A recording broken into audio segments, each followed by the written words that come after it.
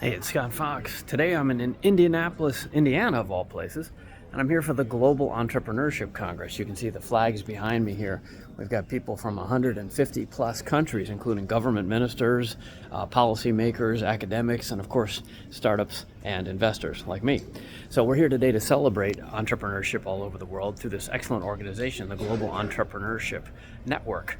And this big Congress that we're having here is an annual event, happens all over the world. I spoke at the last one in Melbourne, Australia, and this time they brought it to America, which is great because there's a lot of work that needs to be done here in the middle parts, the so-called flyover states. I brought a delegation from Southern California, as well as a whole busload of people from my hometown of Detroit, and we're here to help celebrate entrepreneurship, and I want to invite you to the next events and make sure that you consider that the world is a lot bigger than we realize when we just work from home. Especially if you're an early stage entrepreneur who's working by themselves at home. There are a lot of people out here that want to meet you and will help support you in organizations like this all over the world. Entrepreneur support organizations that support incubation, acceleration, and of course investor connection. And that's what we've got, thousands of us here doing this and connecting and collaborating. So if you're a part of that world in terms of being an entrepreneur support organization, you certainly should become part of the Global Entrepreneurship Network.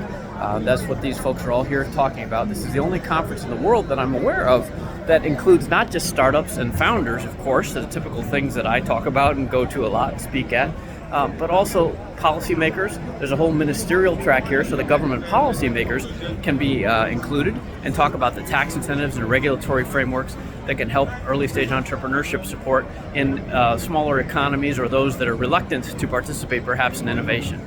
And then of course there are also the entrepreneur support organizations. There are many academics and accelerators, incubators, and programs that are designed to support early stage entrepreneurs all over the world.